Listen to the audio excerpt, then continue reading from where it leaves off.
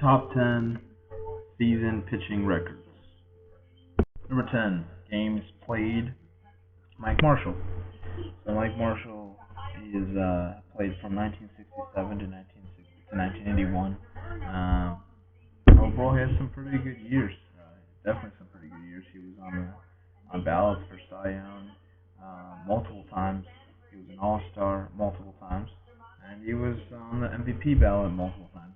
It just he had a very inconsistent career where it ended where he was just an All-Star, and he did win the Cy Young once, but just wasn't a Hall of Fame player just from the numbers standpoint. But he had some really great years, and his Cy Young award-winning year is also what got us to our record of games played.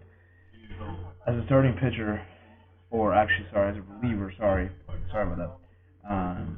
He was 15-12 with a 2.42 ERA, right?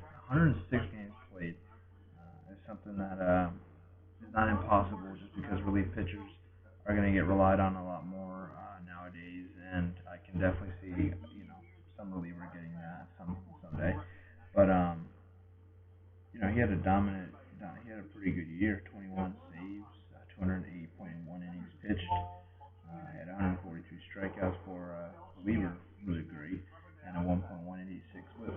So overall, this was Mike Marshall. This was a like I said, dynamic relief pitcher, and I can't say enough, but he definitely deserved to be on this list. Just great year. He deserved the Cy Young. Got everything. Just a great overall year. I just feel bad he did not capitalize on that and continue his great relief approach of being a great reliever. I think he could have been in the Hall of Fame as a reliever. You never know. But that year is a good record for sure. Just I think it'll be broken. That's why I got it at 10. Number 9, game started. Pud Galvin. Pud Galvin was he's a Hall of Fame pitcher. Was a really good pitcher back in 1800s, late 1800s. Pitched for such as the Pirates. Pitched for Buffalo, for St. Louis. So he had some really good years. The year that was most recognizable because of the record was in 1883. He started in 75 games. He was a starting pitcher, and 75 games in general is a ton. It's pretty much for some pitchers, it's pretty much just giving the ball to your main guy for more than half the season at times. It's just crazy. It's crazy talk. It's like pretty much diminishing one guy, like your fifth guy in the rotation, to like 4 games or something, 5 games. It's just that much trust in him. And Pud Galvin did deliver on that year. Looking at what he did, 72 complete games and 75 games started, 5 shutouts, 656.1 innings pitched, 279 strikeouts, 272 ERA with a 46-29 record. Pud Galvin did not win like a Cy Young, MVP type award. He should though, just for that stance, just for that alone. It's crazy numbers. I think it's great for the time. Overall, great overall.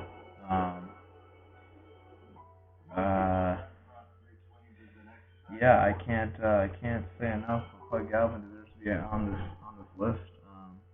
Game started, yes, I definitely great season. Just the game started wise, it's very hard to start 75, but it's durability and just how great you are. So that's why he is so low on the countdown. For 8 innings pitched, Will White.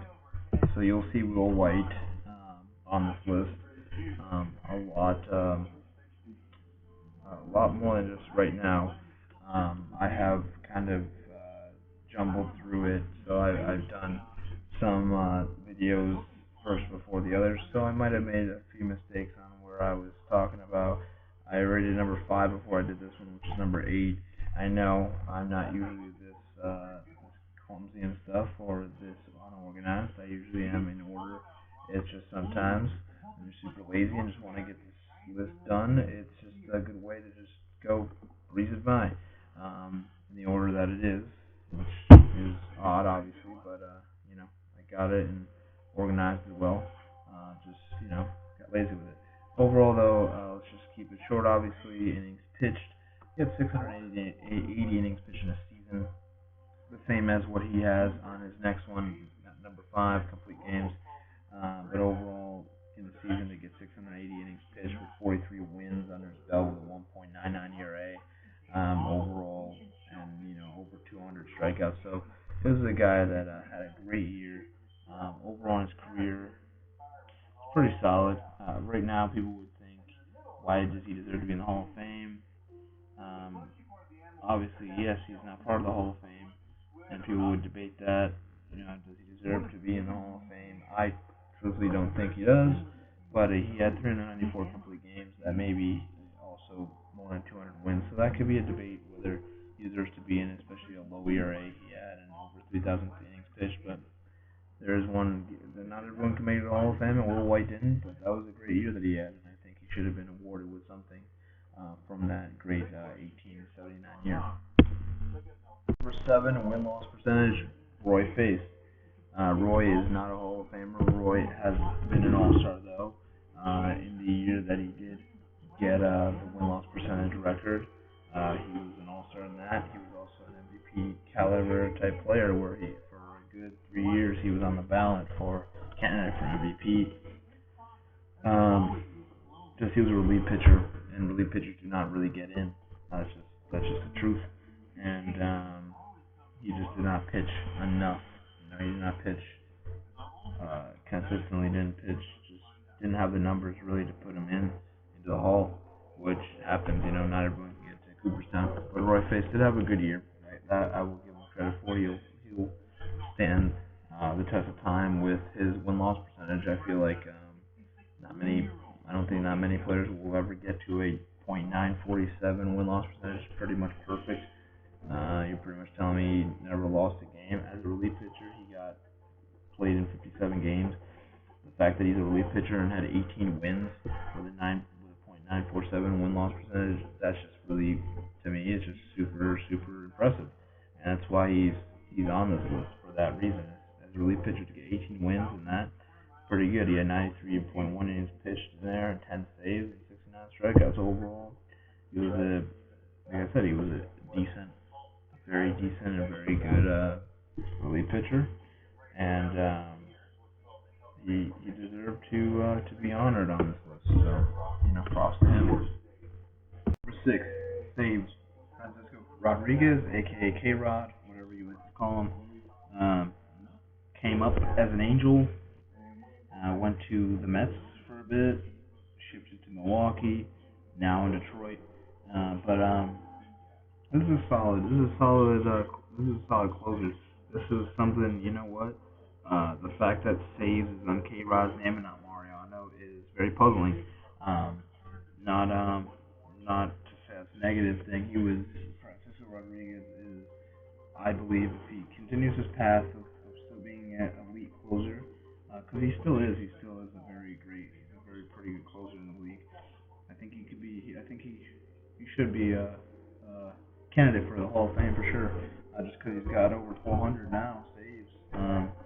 He's 34, so maybe he can get over close to trying to get to 500, 550 around there, hopefully.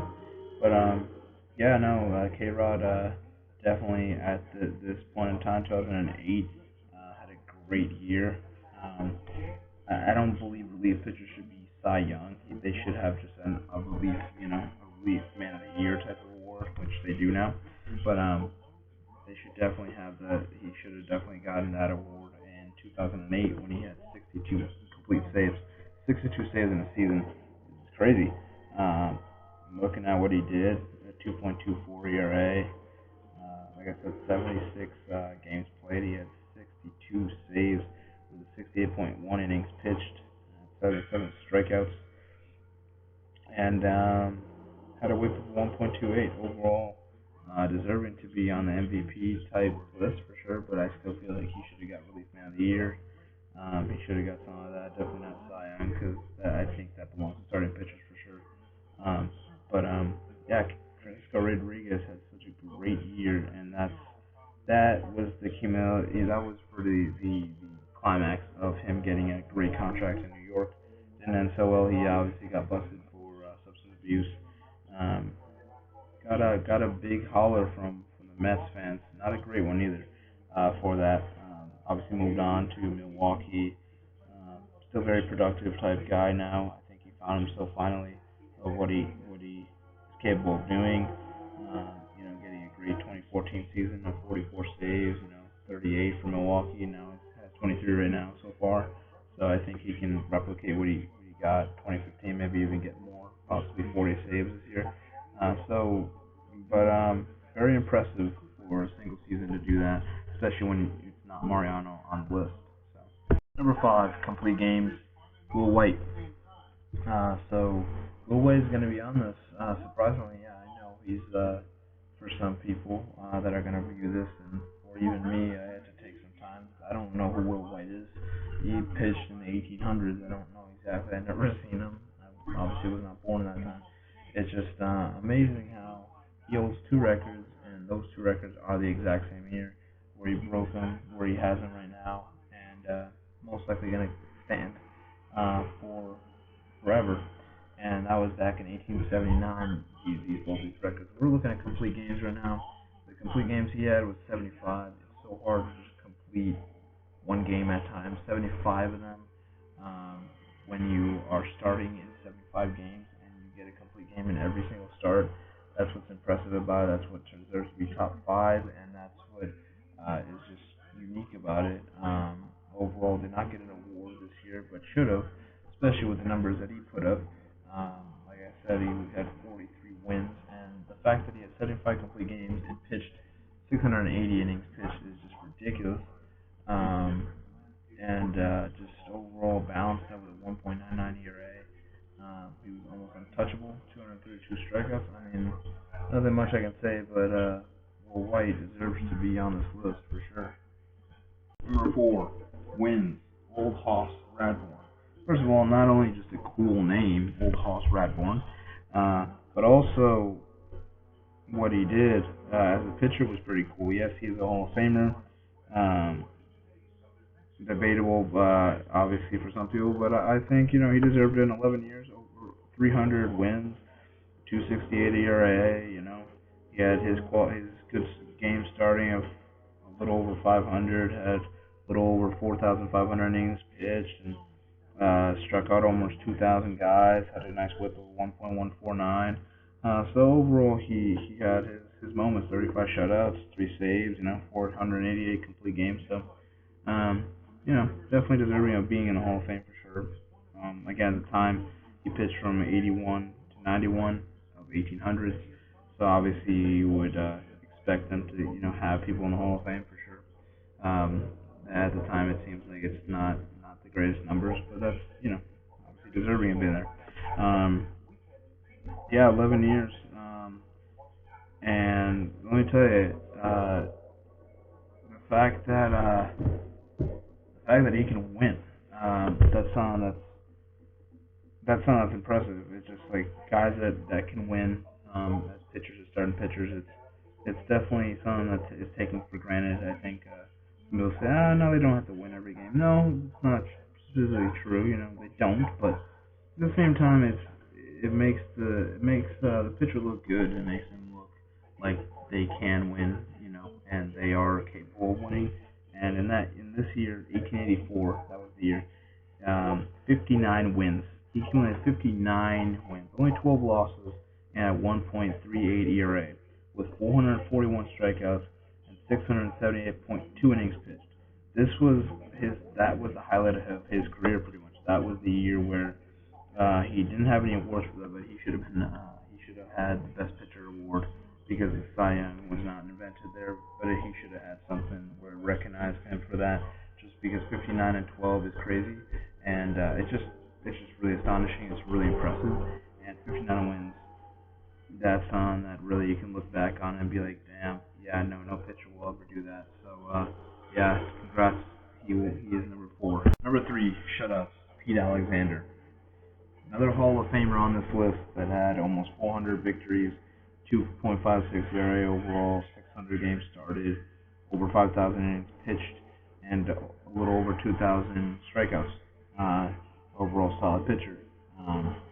Solid from pitching from 1911 to 1930. He pitched for 20 years.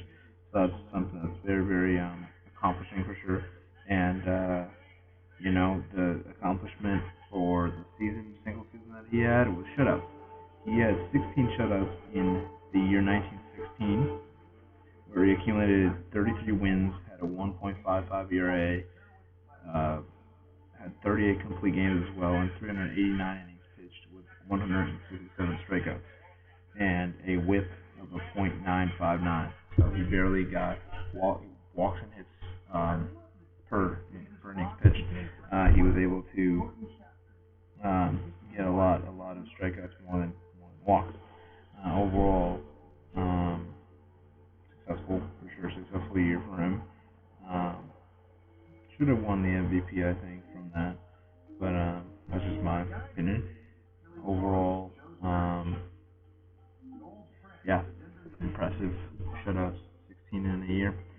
It's very hard to do to have shutouts in a year, but he did it. He got 16. So you just got to give it up to him. He definitely deserves to be top 5 because shutouts does barely come, and any generation you see 16 is impressive for a year, so deserves it for sure. Number 2, strikeouts, Matt Kilroy. Strikeout king of all time, who many people know as Nolan Ryan. Strikeout king for the season, I'm pretty sure 5% of people know that, not even. It's Matt Kilroy, a pitcher that pitched in the 1800s. He retired 2 years before the 1900 season. Overall, 10 years of pretty good pitching from him. No, he's not a Hall of Famer. In my opinion, should he have been? No, I think he was good, but I feel like he could have been a consideration for it just because of that 1 year that he had, and it was his rookie year. He was 20 years old, 29 and 34. Yes, he lost a lot, 34 games losing. He got to start 68 games, 66 complete games. He had his 3.37 ERA. Pitched 583 innings pitched.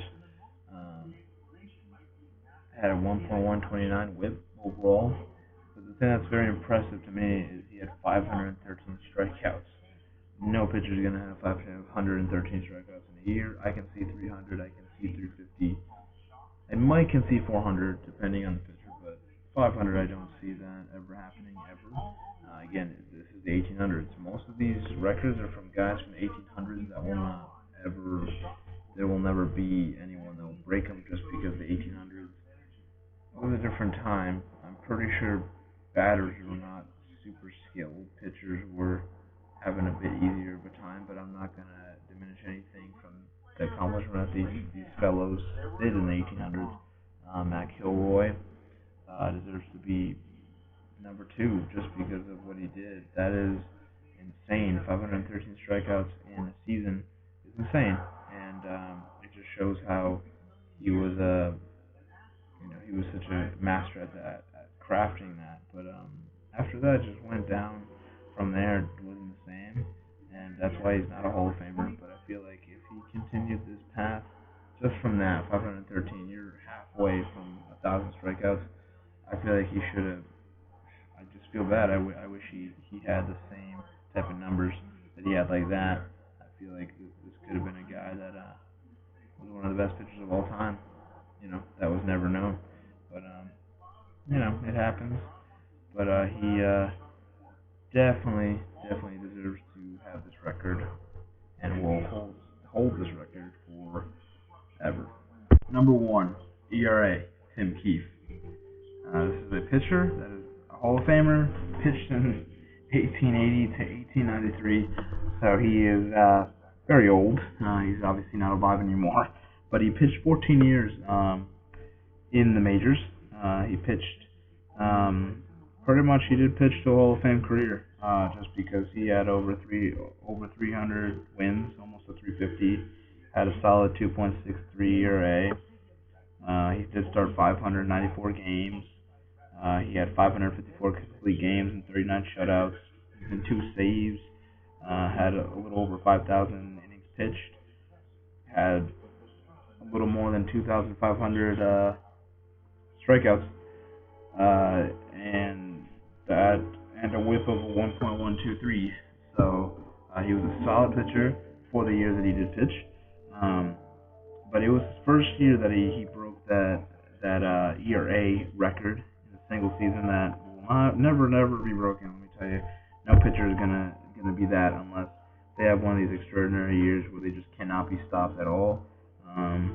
There was a point in time where I thought Clayton Kershaw or Zach Greinke could possibly have managed that, or even Madison Bumgarner. But it's very hard, especially nowadays. But it was his first year there. Started 12 games, but in that he had an overall ERA of a .86, and even a 0.86. He was practically untouchable. You just see what he had in 105 innings pitched and 12 complete games. He only managed to get in 10 earned runs. 27 runs were scored, but he only earned like 10 runs that he let in. Overall, what I'm saying is .86 is crazy.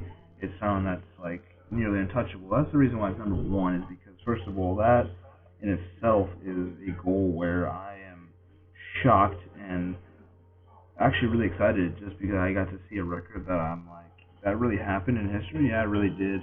I know that was 1880, but let me tell you about it. That's still an impressive record that's going to withstand a very long time. And yeah, I don't see anyone breaking that. That's good job for Tim Keefe, man. He deserves to be number one.